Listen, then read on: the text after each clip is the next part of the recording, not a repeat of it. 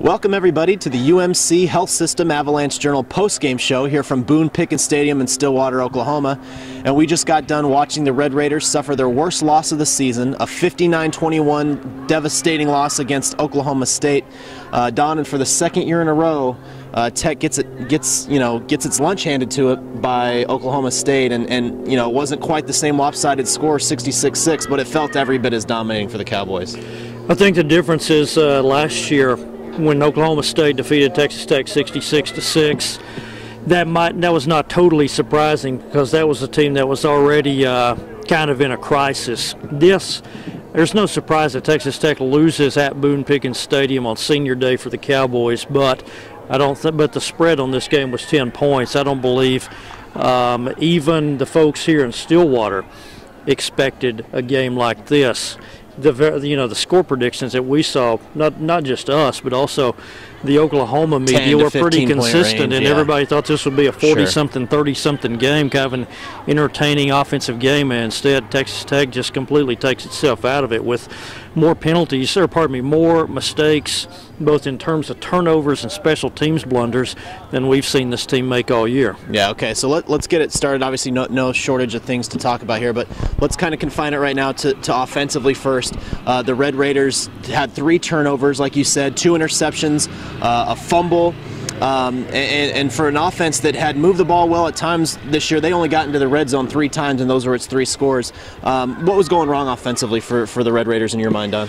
Well, for one thing, of course, they lost late in the first half. You have Lader and Waddle go out with a knee injury. After the game, he walked by us. He was in street clothes, and he had his right knee in a brace. It looks like he may be without him, possibly for the rest of the season. And then Alfredo Morales also goes down with I believe, aggravates a shoulder injury. So in the second half, you had Deveritt Gallington at center was the only guy who started the game that stayed in his spot, because you had McDaniel went from right tackle to left tackle to take over for Waddle. You had Clark go to right tackle to take over for McDaniel. You had James Polk come in, who plays very little, and so it was a total reshuffling of the deck on the offensive line. But even before that, the offense was still struggling some, and that's another thing we come back to. I mean, the offense is getting yards, but they're not scoring points. They only had 14 points before the one garbage touchdown there at the end. And then you in a game like this, when you're facing Oklahoma State, one of the best offenses in the nation, you got to get more than 14 in the first 3.5 quarters. Yeah, and defensively, the Red Raiders really struggled with pass coverage. They were trying to press cover. The Oklahoma State receivers got burned a couple times really bad. Isaiah Anderson, who had a career high of 63 yards heading into this game, the senior, had never caught a touchdown pass, catches 3 in the first half from Clint Shelf, who began this season as a third-string quarterback. Tommy Tuberville said they tried to press. They had a couple things go wrong. They fell down one time trying to press, and they got bit by a run fake that Shelf sold beautifully in the first half, then ended in a touchdown. They had a flea flicker. They did all kinds of things in order to get that Tech secondary off its game, and so that was huge. Those big plays in the first half, and Tech was out of it immediately.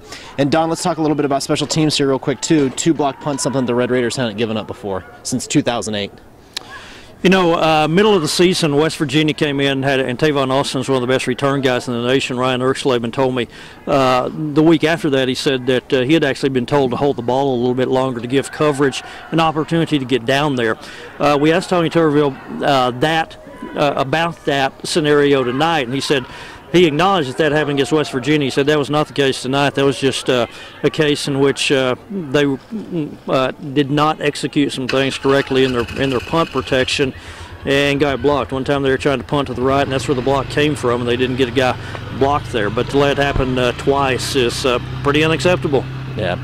From a morale standpoint, Tommy Tuberville tried to say that his team is still there, but we didn't get to talk to any players after the game. He kind of kept them from talking to the media, so we didn't really get a good indication of where they were after this loss.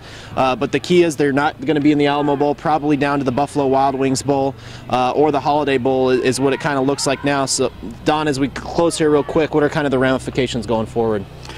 Well, this game, as you mentioned, was kind of in the Alamo Bowl. Officials told us this week that the winner here had the inside track to go into San Antonio on December 29th. That would have been a very attractive bowl because the Alamo Bowl now gets the first pick of Pac-12 teams after the BCS, so they probably would have been playing a top 10 There's a team. couple good ones, yeah. Versus if you go to the Buffalo Wild Wings Bowl, man, the Buffalo Wild Wings Bowl is really hurting this year because they have the Big Ten, and Ohio State can't go anywhere, Penn State can't go anywhere, and so they're looking like they'll get like a 6-6 team possibly, or maybe a 7-5 if they're lucky in Tempe on December 29th. So that's probably the best that Tech can hope for right now, and it doesn't appear to be that it'll be a very good opponent.